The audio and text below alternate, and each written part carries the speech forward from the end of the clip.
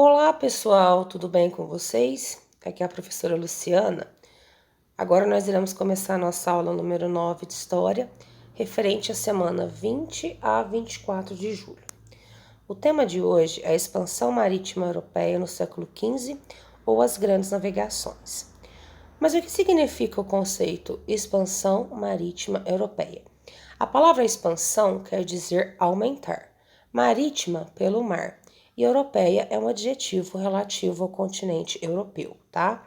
Então nós já sabemos, podemos concluir que a expansão marítima europeia provocou um aumento dos territórios do continente europeu através do mar, lá no século XV. Se vocês ouvirem os termos grandes navegações, também se refere, tá, à expansão marítima europeia ocorrida lá no século XV, ok? Então vamos lá. Como que começou tudo? Lá no finalzinho da Idade Média, né, como nós já vimos nas aulas passadas, a partir do século XIII, o feudalismo começa a decair, tá? Os senhores feudais começam a perder força, começam a perder poder. Este poder e essa força vai para a mão dos reis, que começam a ficar mais poderosos. Dessa forma, começam a surgir os primeiros países, tá? O que é um país, pessoal? Um país é um espaço físico, tá? Ou seja, um território que tem fronteira, tá? Dentro dessas fronteiras mora um povo. Este povo deve falar a mesma língua, o mesmo idioma. Todos devem seguir uma lei única, uma mesma lei, tá?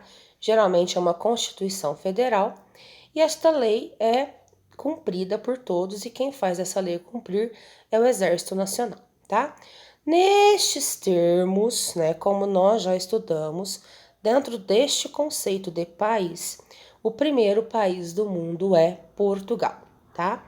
Seguido pela formação de Espanha, França e Inglaterra, tá? Portugal, Espanha, França e Inglaterra foram as 4 primeiras monarquias nacionais formadas, né, lá no fim da Idade Média e início da Idade Moderna, tá?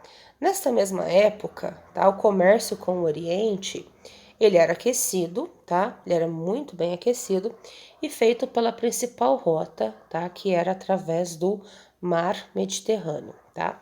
Que é este risco em vermelho mais escuro que vos apresento aí embaixo.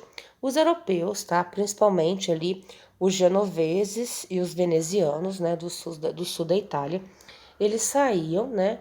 Iam para o Oriente, bem longe. Essa viagem, sei lá, durava 2, 3, 4 meses para buscar, né, as chamadas especiarias. Especiaria porque era algo valioso, né? Especiaria vem do latim specia e significa substância ativa e valiosa. Naquela época, século XV e XVI, o que esses comerciantes, o que esses mercadores traziam lá do Oriente era muito valioso, era muito caro e era usado, né, como tempero e como enfeite também, né, para conservar principalmente a carne e melhorar o seu sabor, já que não tinha geladeira, conservava-se a carne através de temperos, tá? Quais são exemplos dessas especiarias?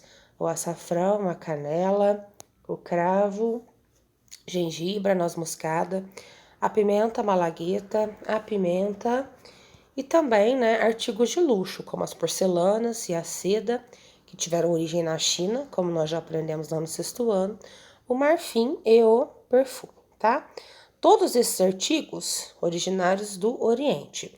Como não tinha na Europa e os mercadores iam muito longe, era muito difícil buscar, né? Ali pelo mar Mediterrâneo, era muito caro na Europa e somente quem tinha dinheiro, né? E a nobreza tinha acesso a esses produtos. Hoje tem um meme no Facebook, né? Um meme nas redes sociais que brinca. Tanta treta por causa das especiarias, né? E você aí usando sazon para temperar a comida. Se vocês verem essa brincadeira e esse meme em algum lugar, vocês já vão saber, né? Que a história tudo explica. Vocês já vão saber aí, né? Que é uma alusão, né? À época das grandes navegações. Olha só. Os europeus daquela época, eles seguiam, né? A rota do Mar Mediterrâneo, porque eles tinham medo do Oceano Atlântico, que era um local desconhecido para eles, né? Eles chamavam o Oceano Atlântico de Mar Tenebroso. Inclusive, no imaginário da época, o Oceano Atlântico era povoado por seres demoníacos, por monstros que iam devorar as pessoas, que iam devorar os barcos. A Terra era plana no imaginário daquela época e eles não estavam prontos ainda, né? No final do século XIII, comecinho do XIV, para se aventurar pelo Mar Tenebroso. Porém, né, o que acontece? No final do século XIV, como nós já vimos nas outras aulas, uma grave crise econômica ela abala a Europa. Por quê? Porque a Europa viveu a Guerra dos 100 Anos, várias revoltas populares, tanto no campo como na cidade, e a peste negra, certo?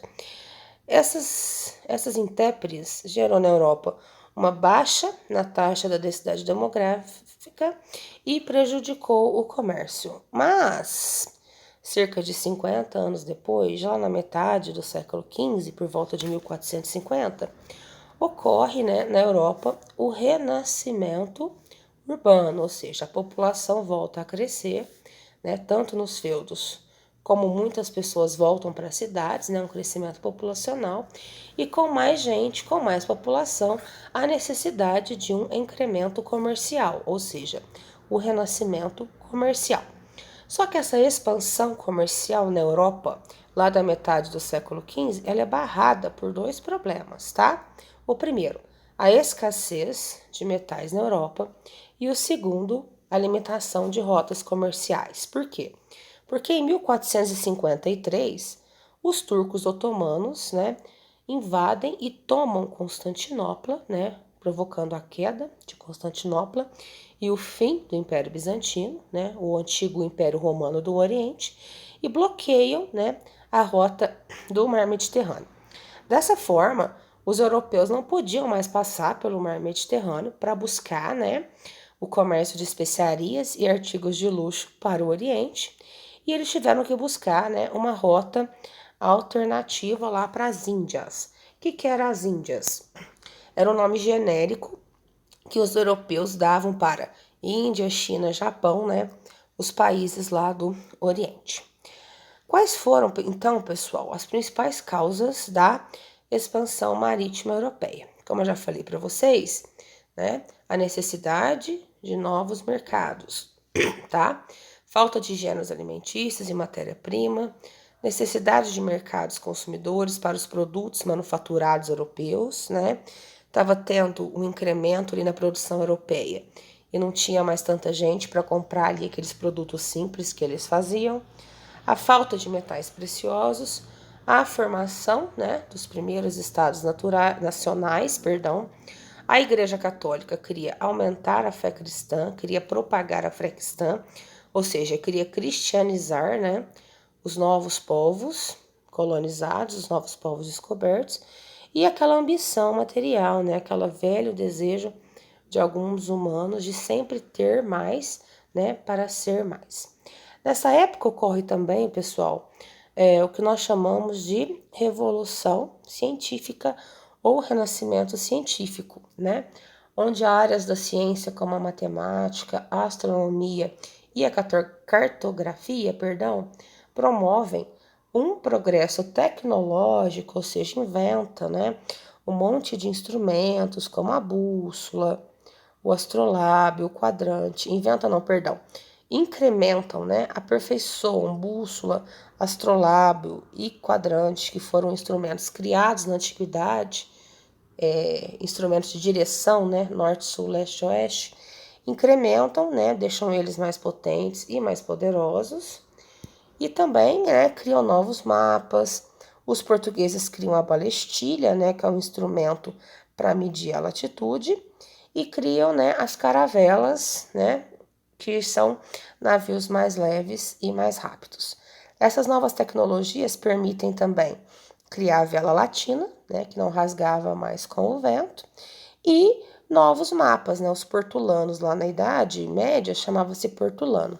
Esses portulanos na Idade Média, eles eram baseados na igreja. Agora, na Idade Moderna, esses portulanos baseados nos relatos dos navegadores, eles passam a ser, né, mais precisos, mais reais, né, digamos assim, e ajuda então os navegadores a, né, aí no processo de expansão marítima. O país Portugal, como eu já disse para vocês, foi o primeiro país a se formar e também, né, foi o primeiro país a se aventurar aí, né, pelos mares do Oceano Atlântico. Quais foram os motivos, pessoal, então, do pioneirismo português? Primeiro, sua posição geográfica privilegiada, ou seja, sua costa é voltada para o Oceano Atlântico. Segundo, né, foi a primeira monarquia nacional a ter um poder centralizado, né, e um rei burguês. O que é isso? Uma burguesia rica disposta a financiar, né, esses navegadores. Terceiro, ausência de guerras, né? Portugal não estava tendo guerras naquela época. E também o apoio da Igreja Católica, como eu já falei para vocês, que desejava, né, aumentar o número de fiéis. Quarto, os estudos náuticos, né, e a escola de Sagres, né, com o estímulo do infante Dom Henrique no século XV, a cidade de Sagres, ela se tornou-se um ponto de encontro para estudiosos, como cientistas, astrônomos, cartógrafos, né, que eles se reuniam para desenvolver estudos náuticos necessários, né, para o desenvolvimento aí das expedições marítimas responsáveis pelas grandes navegações. Vamos ter atenção aqui, ó. A escola de Sagres, ela nunca chegou a existir como se fosse um prédio, tá? Ela nunca chegou a existir materialmente, perdão. A denominação de escola é uma alusão à reunião, né, das ideias, né, dos estudiosos e o conhecimento desses estudiosos que o Dom Henrique, né, o infante Dom Henrique reuniu, e não uma escola, né, no sentido atual, como é que a gente frequenta, né, formada por professores e por alunos. Essas as várias faces, né, do infante Dom Henrique, né, no imaginário dos pintores, né, as várias formas como ele foi retratado. Olha só, como que Portugal, então, começa, né, o início das suas viagens? Foi pela navegação de cabotagem. O que é a navegação de cabotagem? Os navegadores, né, financiados pela coroa, né, e pela burguesia, passam a explorar rotas cada vez mais em direção ao sul da África, mais perto do litoral. Isso aqui é a navegação de cabotagem. Depois que eles passam para o mar aberto. O primeiro local conquistado foi Ceuta, em 1415, que é esse local que está circulado de vermelho, né? Ceuta era de domínio muçulmano e foi muito importante a conquista de Ceuta, tanto para as pretensões da Igreja Católica, né? Como para a pretensão dos burgueses e da coroa, pois eles passaram a controlar um comércio de ouro, né? Que era trazido da região africana do Sahel, certo? Depois, pessoal, veio as conquistas, né, da Ilha da Madeira, localizei no mapinha para vocês. A Ilha dos Açores, tá? E em 1498, o Vasco da Gama, ele consegue contornar o sul da África, né, que era o Cabo das Tormentas, que depois se torna Cabo, né, da Boa Esperança. Na verdade, o Bartolomeu Dias, desculpa, em 1487, ele consegue contornar o Cabo da Boa Esperança, e o Vasco da Gama, né, o navegador português, ele contorna e segue, né, em rumo à Índia, né, e chega a Calicut em 1498. Ele passa 3 meses lá na Índia, o Vasco da Gama, e volta com seus navios cheios de mercadorias, tá? Ao ver que Portugal, né, estava tendo sucesso, em 1492, a Espanha tinha acabado de se formar, a Espanha tinha acabado de dominar, expulsar os mouros, né, lá do seu território. A Espanha entra no jogo, né, e os reis espanhóis, Fernando e Isabel, decidem, né, financiar a viagem do genovês Cristóvão Colombo, que chega lá para eles com uma teoria muito louca para a época, de que a Terra não era plana, e sim de que a Terra era esférica, tá?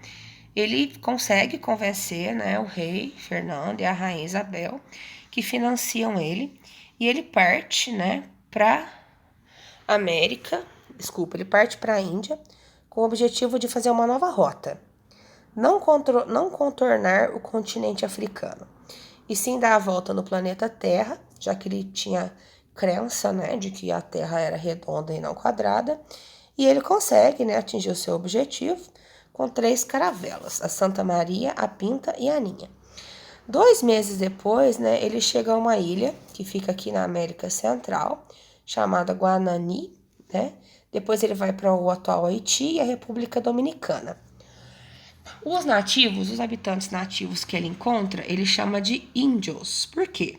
Porque ele pensou, né, que tinha chegado nas Índias, por isso, Índias, índios.